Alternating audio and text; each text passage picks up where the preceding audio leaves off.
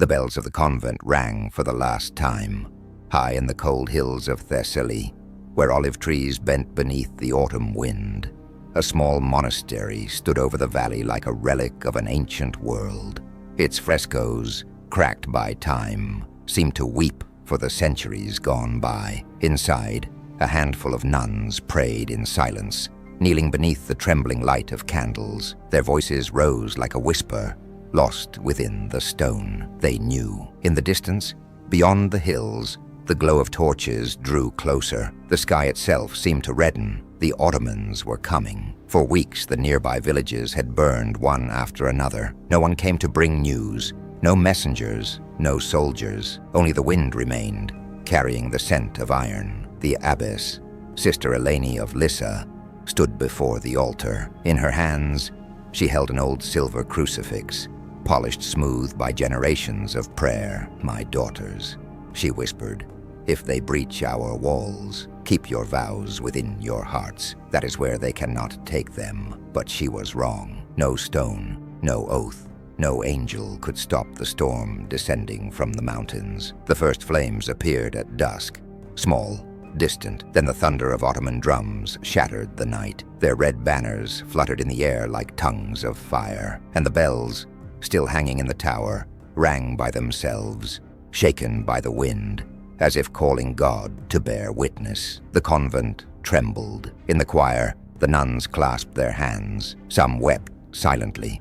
Others stared at the floor, already resigned. Sister Magdalena, the youngest, still asked, "Mother, are they really going to kill us?" The abbess did not answer. She closed her eyes and recited the psalm of the night. Outside, the first clashes of steel struck the doors. The Ottomans spared nothing now. Their cannons were the voice of the empire. Each detonation sounded like a verse dictated by fate. The walls of the convent, 3 centuries old, shuddered, cracked, and finally gave way. The nuns fled toward the inner chapel, carrying what they could: icons, relics, a silver chalice. They did not seek to escape, only to protect the faith they had sworn to serve. But as the great door fell, a silence descended, the kind of silence one never forgets. And then the uproar. The Ottomans stormed the sanctuary. Steel clashed against stone, torches toppled, muffled cries filled the air. In the chaos, Sister Eleni stood before the altar. Her slender figure, lit by the flames, already seemed to belong to another world. She raised the cross above her head. "Lord, forgive them," she whispered, "for they know not what they do." But no one heard her. The thunder of drums drowned out the prayer. The fire spread to the main nave.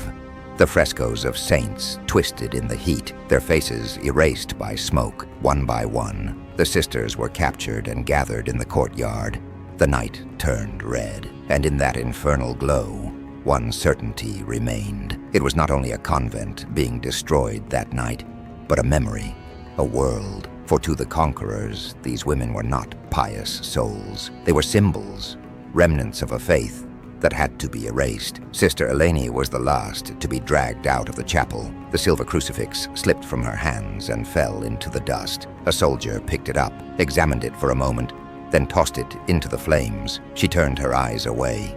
In that moment, she understood that everything she had built would vanish, not through death, but through oblivion.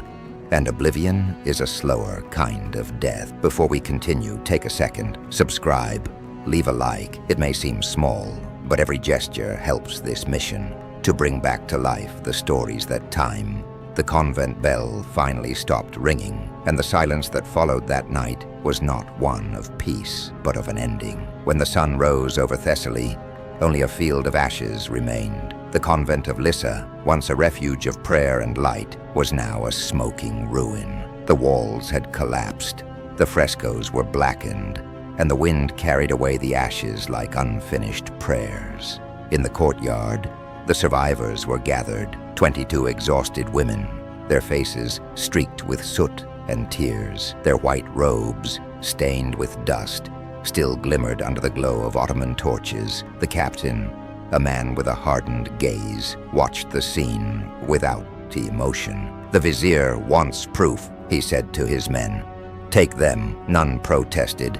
They knew that what awaited them was not deliverance, but another kind of night. The soldiers bound their wrists with coarse rope and forced them to march south toward the port of Volos. Their steps lifted the dust from the scorched roads. The hills still echoed with the clash of battle, but they moved forward without a word. Some stumbled, others prayed silently. Sister Magdalena, the youngest, held against her chest a fragment of relic saved from the fire, a tiny blackened piece of wood she believed to be from the cross. Their march lasted 7 days. Under the sun, their lips cracked, their feet bled. The Ottoman riders laughed, betting on who would fall first. When one of them collapsed, the others lifted her without a word, for in that silence lay their final vow. If you can no longer carry the cross, carry your sister.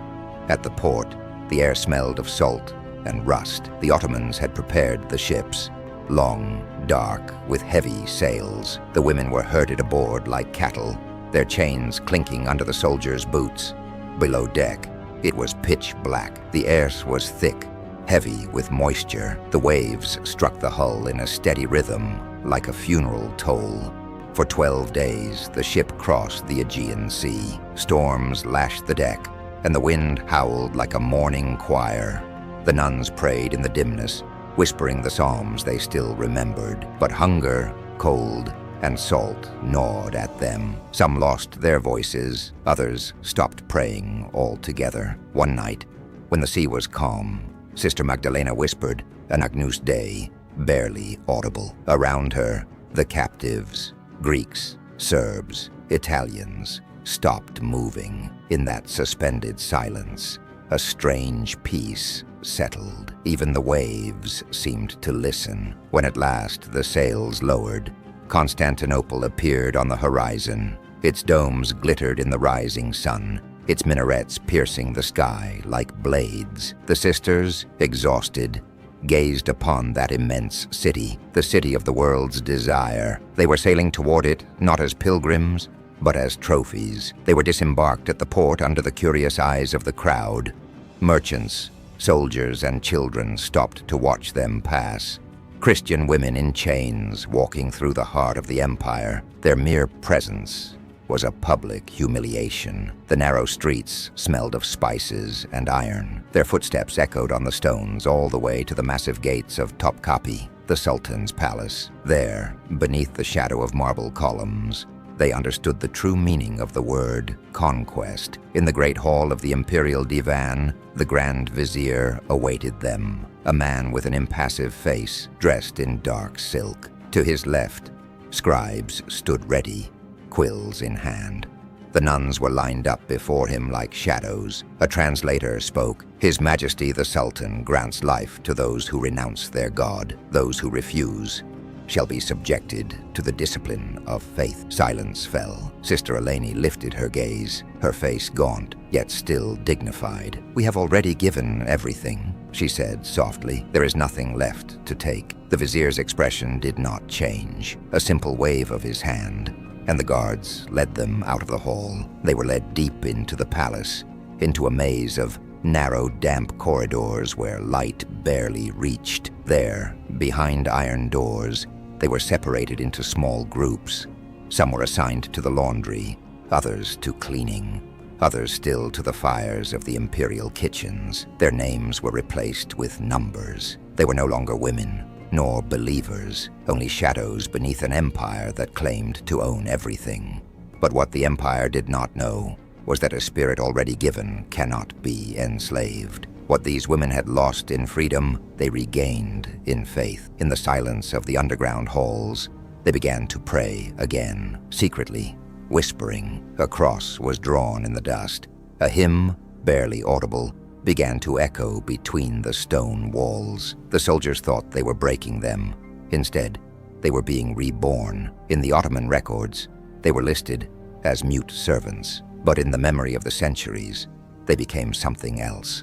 The Sisters of Silence, the women who prayed in the dark, and their story, nearly erased, still waited to be found. Days turned into weeks, weeks into months.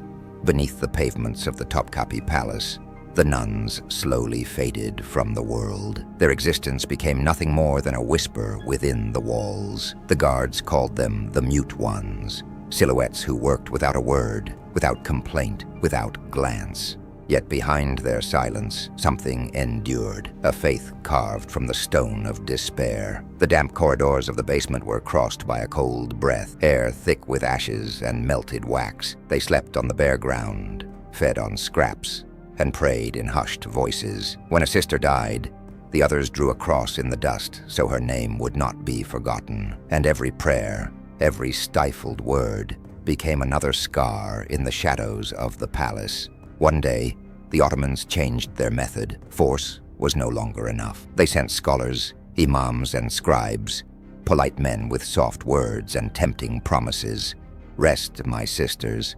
Your God and ours are not enemies. Let the walls of the past crumble, and you shall be free. Free, but free from what, if not from themselves? They understood quickly that gentleness was only another form of conquest. To forget their God was to accept the death of the soul, and it was that death they refused. More than the blade, more than pain itself. The months went by. The number of sisters dwindled. Some gave in. 2 twins from Corfu were seen dressed in silk, their names erased from the records. The others continued in silence, praying. Sister Dearest, the eldest, had not spoken for a long time. When the guards questioned her, she answered with a calm smile, "Call me Silence." Her name became a symbol, and in the darkness, silence became their language. They no longer complained. They waited, motionless, until the empire truly forgot them. One night, as a storm rumbled over the Bosphorus, Sister Magdalena discovered, behind a crumbling wall, a sealed archway. She dug with her hands until the stone gave way. Behind it lay a small vaulted chamber, an empty space, forgotten by the palace. The sisters saw it as a refuge. They brought fragments of the world with them, a shard of mirror, a piece of cloth, a charred bit of wood. They made of it an altar. There, their final miracle was born, a secret chapel. Each night, when the guards slept, they went there. No hymns, no sermons, only whispers. Each told a memory, a prayer, an image from her former life. The convent bell, the scent of bread before dawn, the wind in the olive trees. Those memories became their psalms. Their voices formed a soft, almost unreal melody. They no longer prayed to be saved. They prayed not to be forgotten. Years later, a Venetian prisoner wrote that he had heard, beneath the harem, the voices of women singing in Latin. The Ottomans called it superstition. Centuries passed, and history fell silent once more. Until one day, long after the fall of the empire, archaeologists excavated the foundations of Topkapi. Beneath the dust, they discovered a small walled-up space, a room barely larger than a cell. On the walls, crosses carved by hand, strange symbols, a bird for each sister, a flame for each who had died, and on the stone, still legible, a Latin phrase, lux in tenebris lucet, the light shines in the darkness. The discovery sent shivers through historians. What many had believed to be a legend had just found its proof, engraved into the very stone of the palace. The Sisters of Silence had existed. They had not vanished. They had left a mark that neither oblivion nor power could erase, and that is where their true victory lies. They did not outlive the empire. They outlived time. When one walks today through the gardens of Topkapi, nothing of those lost voices can be seen. But some visitors swear that on windy nights, a murmur still rises from the depths, a distant, feminine chorus, praying for no one, praying for memory itself. If this story moved you, tell us in the comments. What do you feel for these women whom history tried to erase? Their faith, their silence, their defiance, and above all, subscribe. Your support keeps l'histoire cachée alive, giving voice to those whom the centuries have silenced. Every click, every share, every word in the comments helps rekindle a light where only shadow remained, because some truths, as painful as they are, deserve to be remembered, even if history tried to bury them. Their faith, their song, their silence still echo.